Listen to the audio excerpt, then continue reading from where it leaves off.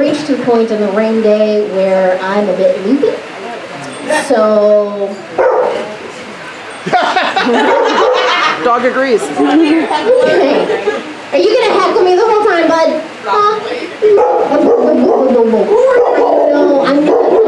I'm not holy shaped. I'm not holy shaped. It's terrible. Okay, for real though. I think I'm late now.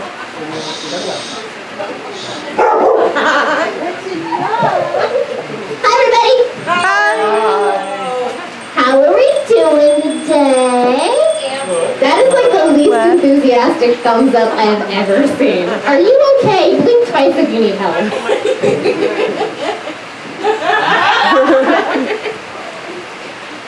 I mean, if you want to announce that. That's a grown-up joke. Wait, are there no kids here? Are there actually no kids here? Yes!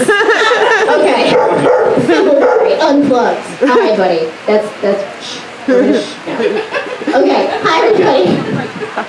Hi. I warned you. My name is Thimbleberry the Woodsprite. And before we get started, hi, you should come over here.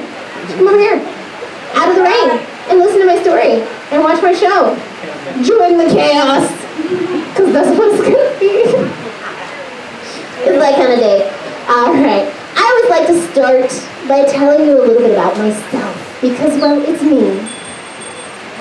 Now, did you know that a thimbleberry is an actual berry?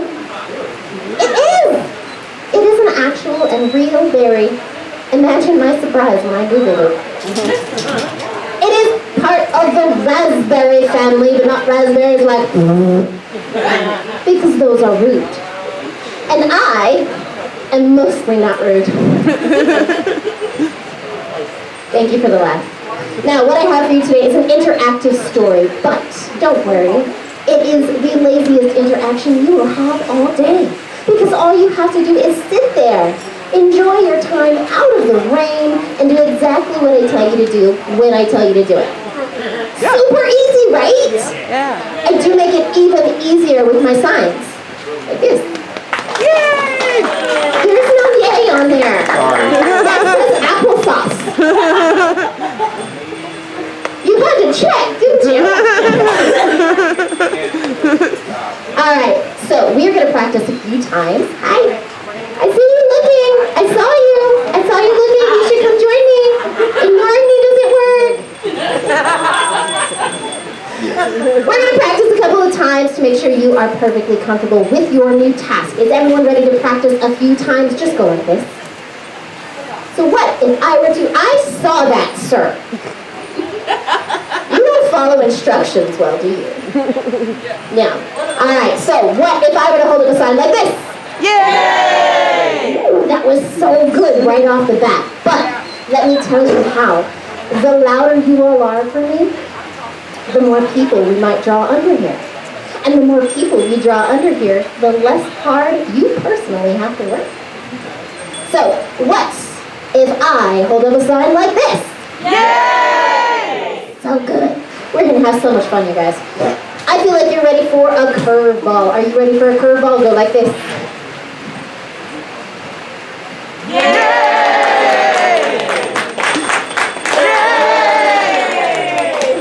Yay! Yay! I feel so powerful. All right, I have one more for you before we get started. Are you ready for one more? Go like this.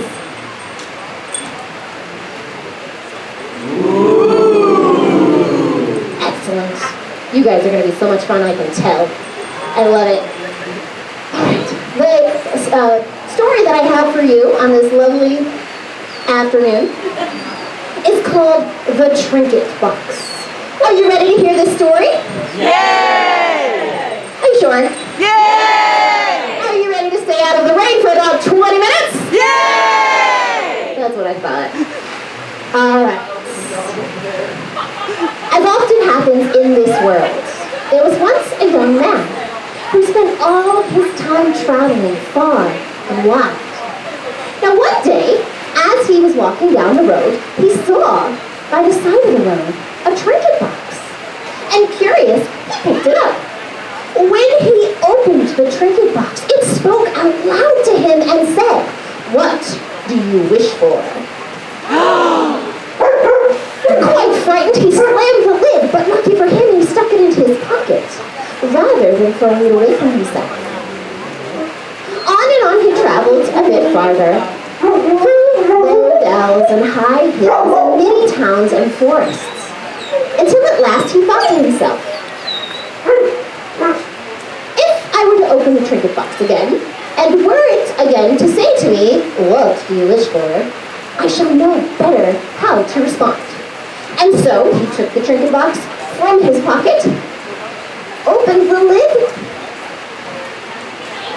and again it said to him, "What do you wish for?"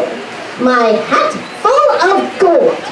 And instantly his hat was heavy and full of gold. Our young man was enchanted.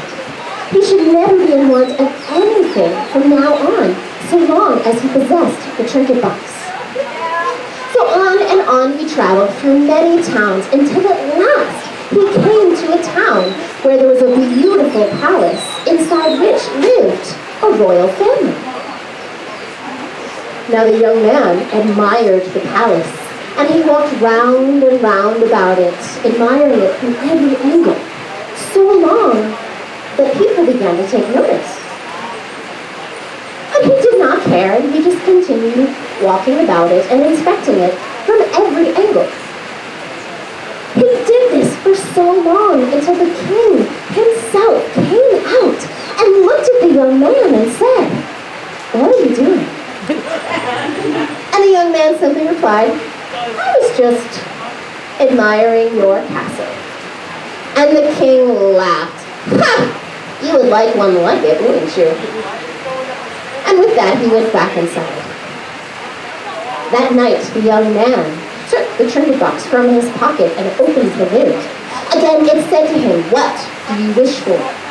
And the young man said, "Build me a castle with walls of gold, tiles of diamond, and furnish it all in silver and gold."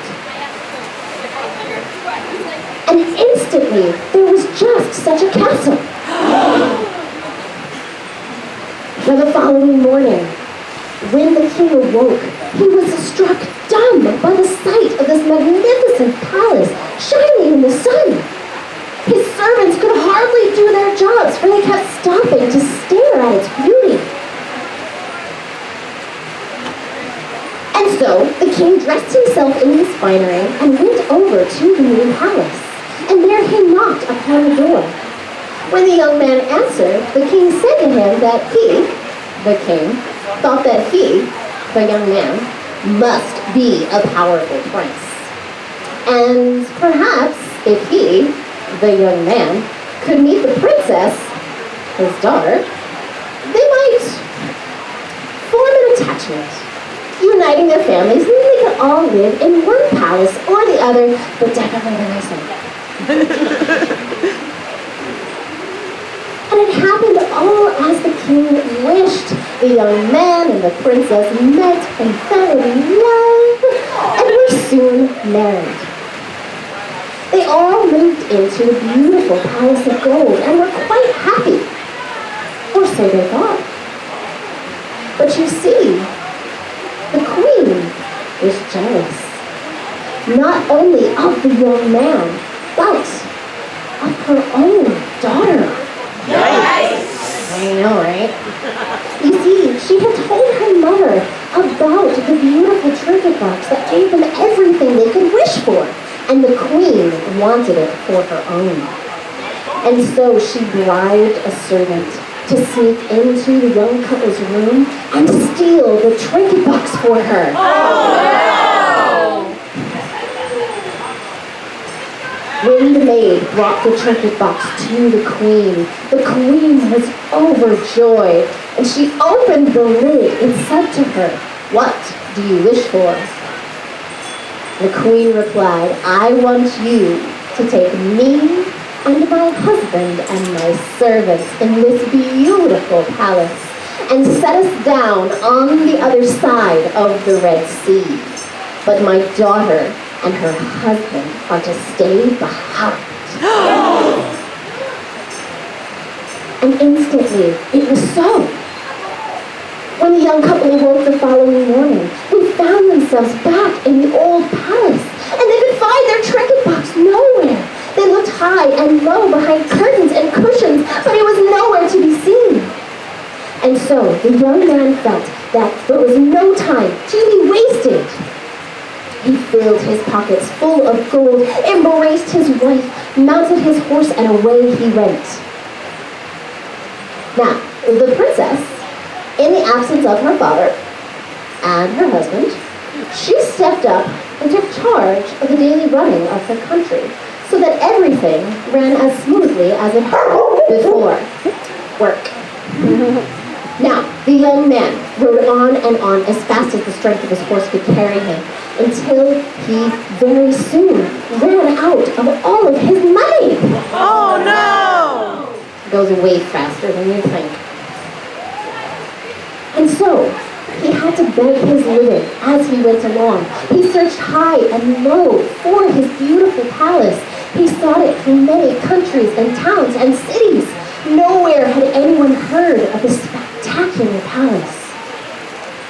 Until, at last, someone told him that he should go consult the moon. For the moon traveled far and might have seen something.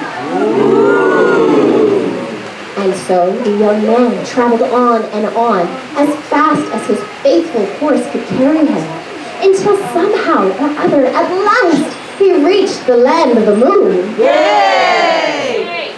Now when he arrived, he came in and found an old woman busy tidying shelves and things and all of that. And when she saw him, she grew afraid and said, "What are you doing here? Do you not know my son devours all living things? You must leave at once, you must go." But the young man refused.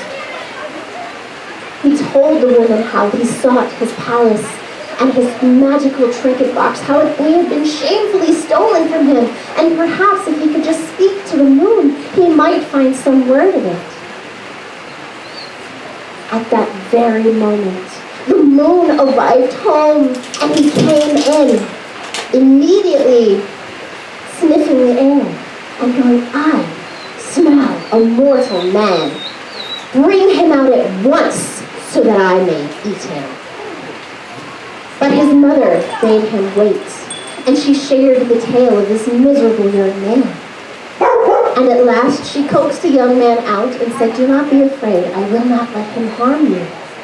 And the young man begged of the moon, "Sir, can you tell me, please, have you seen a beautiful palace in your travels with walls of gold and tiles of diamonds, and it's filled with furniture of silver and gold? Please, have you seen such a place?" And the moon said, "No.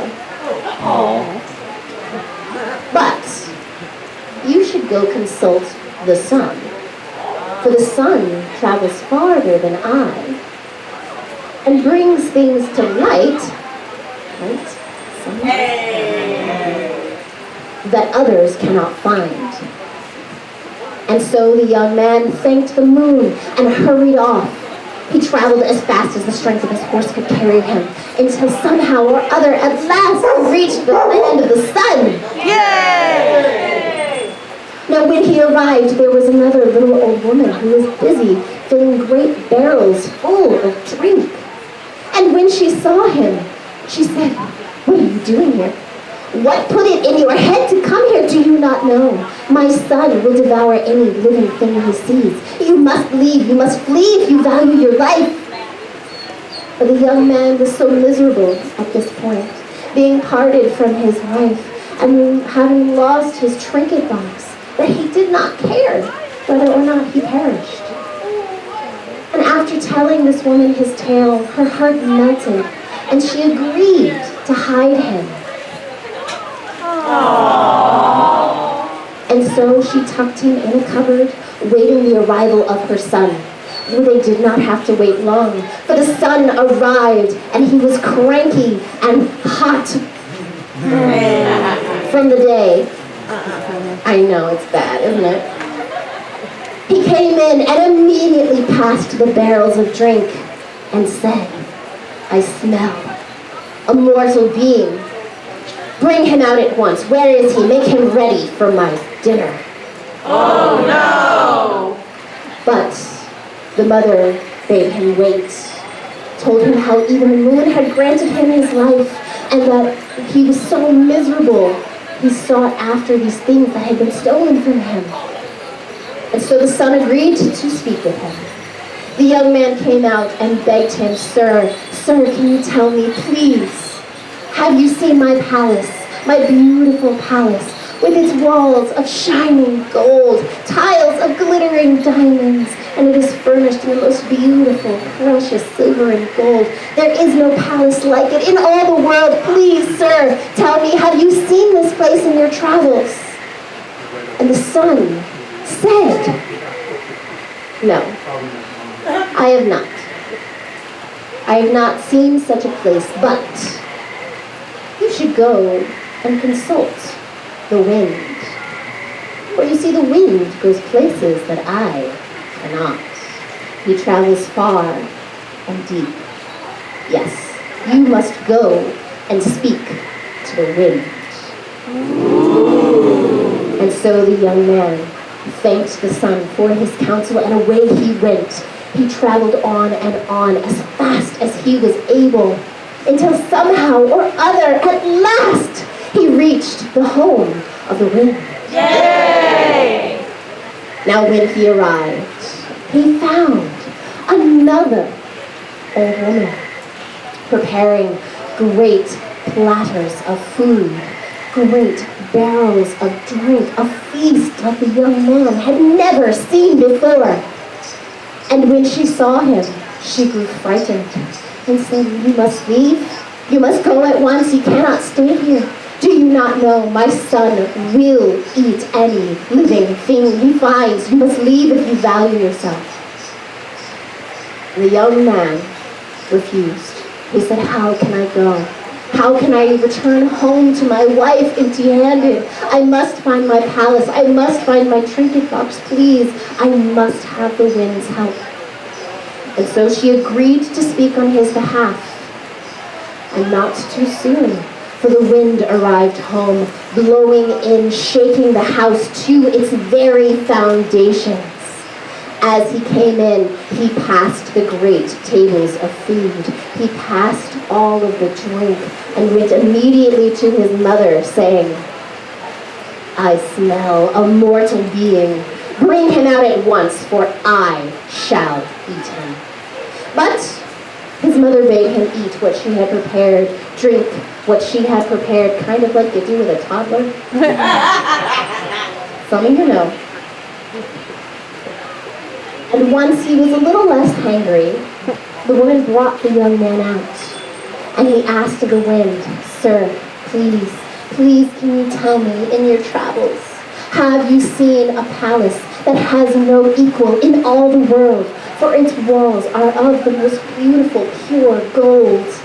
Its tiles of the most sparkling and clear diamonds. And it is furnished in the most beautiful silver and gold. Please, sir, tell me, have you seen such a place? And the wind said, Yes, I have. In fact, I was there just today, blowing back and forth across the tiles. I could not move a single one. It is very frustrating. Please, sir, tell me where. Where can I find my palace? It's quite far. It's on the other side of the Red Sea. I don't know how you'll get there, but try if you like. I'll let you live this time. And so the young man thanked the wind for his life, and away he went. He went as far as he could with his horse, until at last he had to hire a boat and go across the sea. Now when he arrived on the other side, he landed and went up to the first stranger he saw and asked if anyone was in want of a gardener. Stick with me. And the stranger said, Actually, the head gardener at the beautiful palace that just appeared one night has just quit his post this very day. If you hurry, you might be able to gain the position. And so away the young man hurried, going up to the palace doors, relying on how his appearance had changed. He knocked boldly upon the door, and when it was opened to him, he asked if they were in need of a gardener. And they said, yes, in fact. And they hired him on the spot. Yay! Now, he spent most of the rest of his day getting to know his fellow servants and gossiping about his new masters. And this is how he learned from a maid about the magical trinket box that they held that gave them everything they could wish for. And he begged, and he flirted, and he cajoled this maid until she relented to give him just a glimpse of this magical thing. And so that night they snuck quietly into the queen's chambers, and the maid took the box from its hiding place, showing it to him briefly before tucking it away again. Our young man, he is clever, and he paid close attention to where the trinket box was hidden. Somehow he was able to wait until the following night, and there he himself crept quietly into the queen's chambers. And there he reclaimed his trinket box. Yay! He's being sneaky. He took the trinket box outside of the palace gate, opened the lid, and again it said to him, what do you wish for? What do I wish for? What do I wish for? What? I want you to take me and my palace and any servants still faithful to me and return us to the old place. But the king and the queen and any servant faithful to them, I want them turned into fish so they may spend the rest of their days dodging fishermen's nets in the Red Sea. And then it was so. The young man found himself back in his palace. Yay! Back with his wife. Yay! While the rest of the inhabitants of the palace were turned into fish and they splashed into the Red Sea. Yay!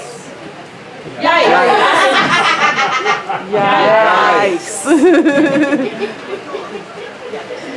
Now, the young man embraced his wife, so happy to be home, and he promised that he would never leave her again. Aww. And there they live happily ever after. Except the fish. Oh, thank you so much, you guys. You've been such a wonderful and playful audience. I appreciate you so very much. If you enjoyed this and would like to appreciate me back, I do have a tip cup right up here. Now, as I said at the start, my name is Thimbleberry, and this is my honest and actual job. This is what I do for a living. Your support in all forms, your time, your attention, your enthusiasm, your willingness to take correction. It means so much to me. Oh my gosh, you're matching your face is matching your hair now. Oh, that's so cute.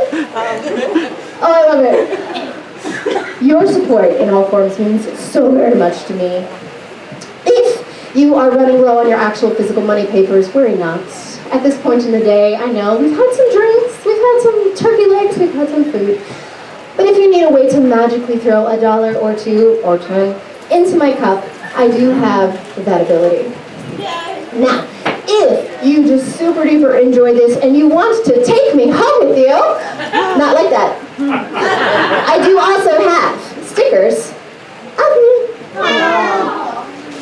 If all you were able to do is come up, give me a high five, shake my hand, give me a hug as long as you ask first. Tell me if you've heard this story before. Tell me if you enjoyed this story. That means just as much to me. If you did not enjoy this story, I do welcome you to write any suggestions or critiques on the back of a $20 bill. I will read it and I will take it to heart, I promise. Okay.